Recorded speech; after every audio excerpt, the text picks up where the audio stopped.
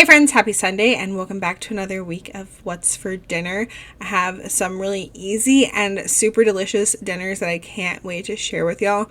But real quick, if you're new here, hello, welcome. I am Taylor. I'm a stay-at-home wife and mom, and I share these videos every Sunday to hopefully motivate you and to get you in the kitchen cooking more for your family. So if you like these kinds of videos, I hope you will subscribe down below. As always, any recipes that I mentioned will be linked down there in the description box as well. Now let's go ahead and get into this week's What's for Dinner. Friday night started off with a super simple dinner of red beans and rice with some smoked sausage. I had a box of red beans and rice in the cabinet that was nearing the expiration date, so I knew I wanted to use it up. So I'm starting off by first browning up 1 pound of smoked sausage, whichever kind you prefer. This is the Savoy's brand, and I think the mild one. It's really good. Definitely the best smoked sausage I've ever bought, but it's kind of pricey. It's like $6 for 1 pound, but I got these on clearance at Aldi for $3, which was a pretty good deal. So once I got my smoked sausage all browned up on both sides, then I'm just gonna add in my box of red beans and rice and cook it according to the package directions. So I added in some water, the rice and bean mixture, the seasoning packet, and a little bit of butter, and then brought that to a boil. And then once it came to a boil, I covered it, reduced the heat, and let it simmer for I think about 20 minutes.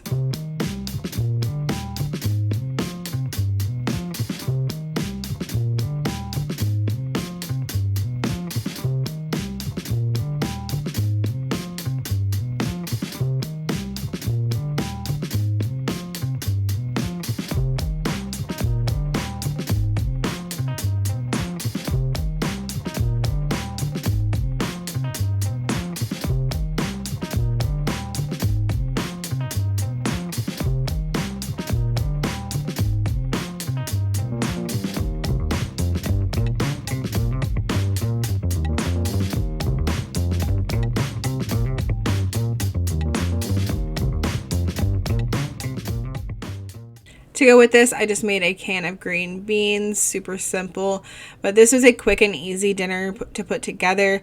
Was it as good as like homemade red beans and rice? No, but it was quick and easy, and it got our bellies full for the night. Saturday, I made a creamy chicken noodle skillet meal, and I'm starting off by melting about 2 tablespoons of butter in a big skillet, and then once that's melted, I added in about half of an onion that I diced, and then a big tablespoonful of minced garlic, and I just let that saute for about 5 minutes until the onions started to get soft.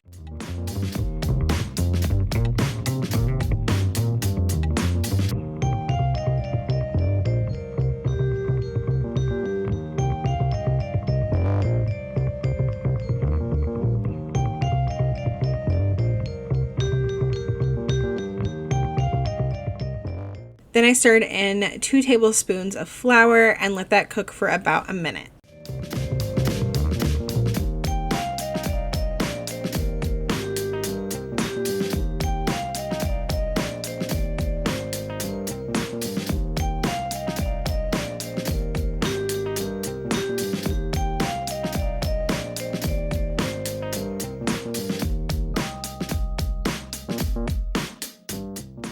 Then I whisked in 1 cup of chicken broth and 1 cup of heavy cream, as well as some seasonings.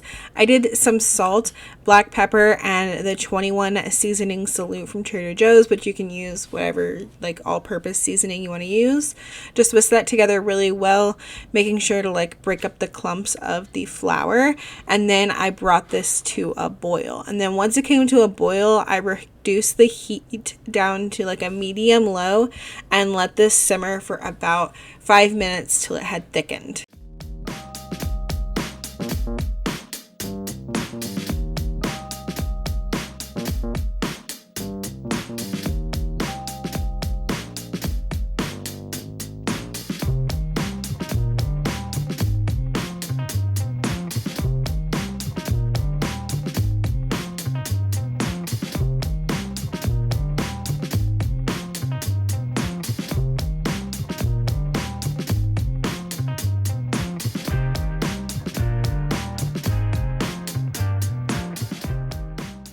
While I was working on this sauce, I was also cooking up 10 ounces of egg noodles according to the package directions. So once my sauce had simmered for about 5 minutes, it was nice and thick. So now I'm going to add in some chicken. You could do whatever kind of cooked chicken you want to use. I prefer to use canned sometimes because it's just really quick and easy. So I'm doing 2 cans of drained chicken, and then I'm also going to add in 1 can of drained mixed vegetables and then some more seasoning. And then I added in my cooked egg noodles and just gave everything a really good stir.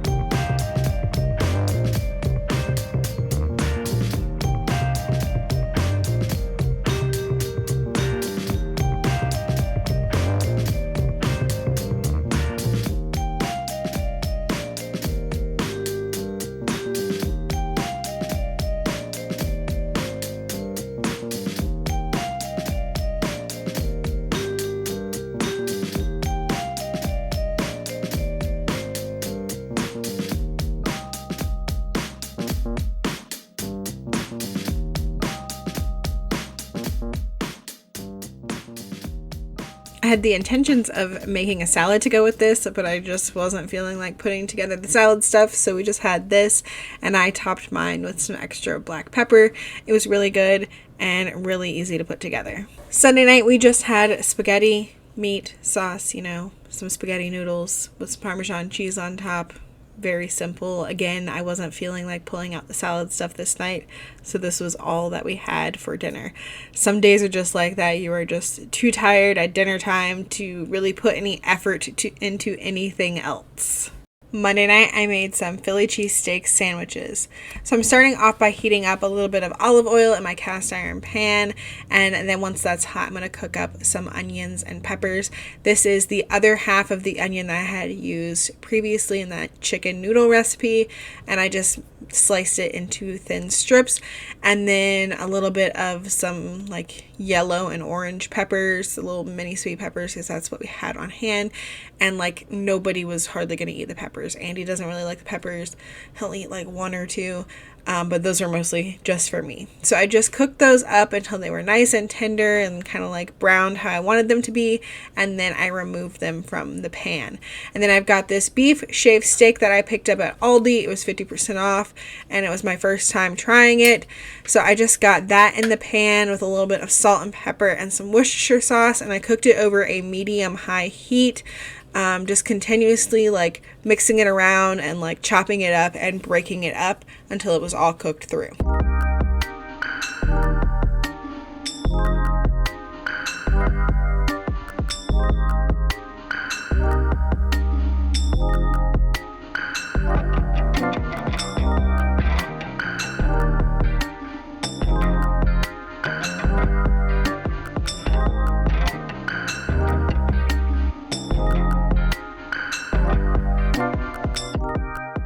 Once the meat was done, I just took some and put some on the kids' sandwiches, and then I saved some of this for later when Andy came home. And then for my sandwich, and this is what I did for Andy when he came home too, but I just left my meat in the pan, added some of those peppers and onions to it so they could get hot again, and then put my white American cheese on top of the meat to let it get melty like in the pan.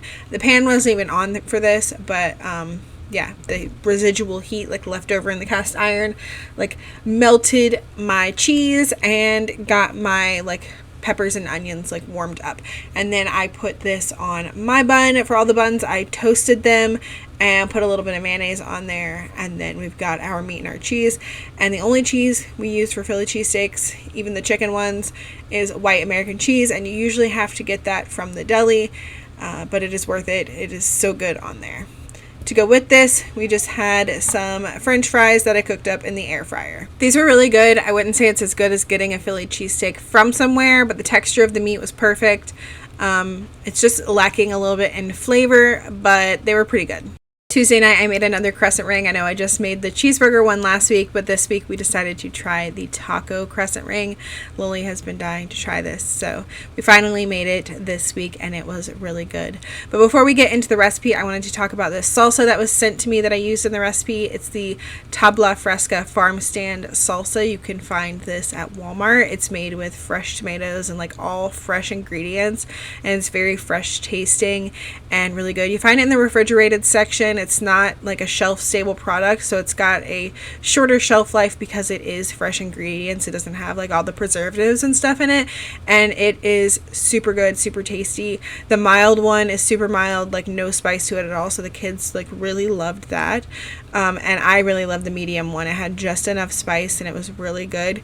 It's great with chips, which I was snacking on chips and the salsa while making this taco ring, but then it was really good in the recipe as well. You can find it at Walmart, as I said, and I really encourage you, if you try it or if you have already tried it, to leave reviews in the Walmart app for this product so they can continue to keep it in stores. Like, you should do that with anything that you buy, like leave reviews for it if you really like it, so that they know that it's a product that you like and that they should keep it around. But definitely, if you've tried it, if you're going to try the salsa, make sure you leave it a review. My family really loves it. I will definitely purchase it when we run out of it. Now into the recipe, I just started off by browning up 1 pound of ground beef with a little bit of taco seasoning. Just broke that up so it was nice and fine and crumbled. And then once it was completely browned, I forgot to get a clip of this, but we drained off the grease. I actually had Lily helping me, which is why I forgot to hit record. We drained off the grease and added in a little bit of water and some more taco seasoning, you know how the package usually says to do for taco meat. And then I just let that simmer for about 5 minutes until all of that water and like liquid had cooked down. And then once it had cooked down, I added in 1/4 cup of the mild salsa and just gave that a good stir.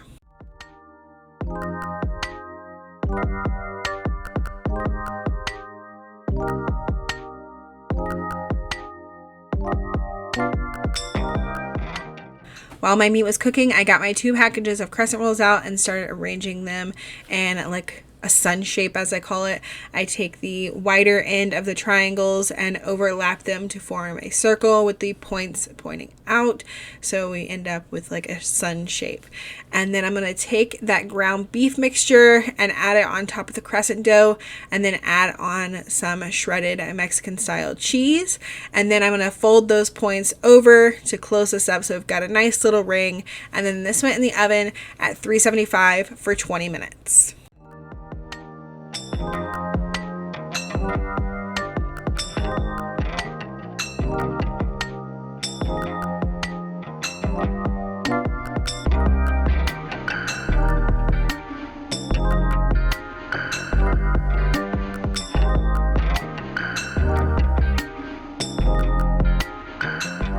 Here's what it looks like when it comes out of the oven. I just take a pizza cutter and cut this into like little wedges, and the crescent shape makes it perfect to like put a dip in the center. So I took one of the things of salsa and stuck it in the middle, and you can take one of the crescent rings and just like dip it in salsa if you wanted to. I know the crescent rings are popular at parties. Like, I think they started at like Pampered Chef parties, but they're really good just for dinner, not just for parties. The kids like to dip theirs in salsa. Lily also had some Taco Bell sauce on hers, but I like to take mine and top it with some lettuce and some of the salsa and some Taco Bell sauce and some sour cream. We had some refried beans on the side, and it was delicious. Wednesday night, I made some calzones. So I had this pizza dough in the freezer from the last time I think I made pizza. I doubled the recipe and then froze half of it. So I just let it thaw out in the fridge all day.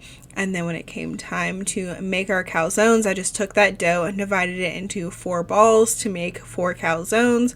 I just kind of press it out a little bit with my hands, and then I use my rolling pin a little bit. I do coat my rolling pin with some olive oil to make sure the dough doesn't stick to it. And then I just, again, use my hands to kind of press it out. And then I put some sauce on one side, and then whatever toppings you want. We usually just keep it simple and do pepperoni, but sometimes we add ham and other things. And then I top it with cheese, and then fold it over and seal it up. And I just repeated that 4 times till all the calzones were done. I put the calzones on a parchment-lined baking sheet, and then I brushed them with a little bit of olive oil, sprinkled them with some Parmesan cheese, cut a little slit in the top of each one of them, and then they went in the oven on 475 for 15 minutes.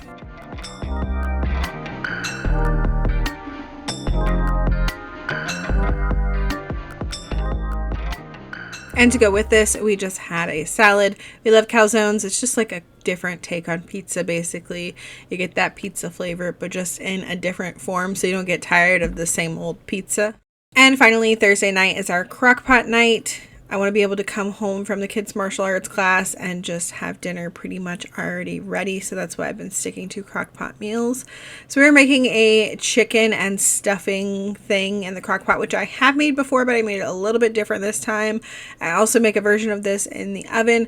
So I'm doing this more similar to the one that I do in the oven. I'm using boneless, skinless chicken thighs. I've got those in the bottom of the crock pot, and I seasoned them up with some salt, pepper, onion powder, and garlic powder. I did that on both sides.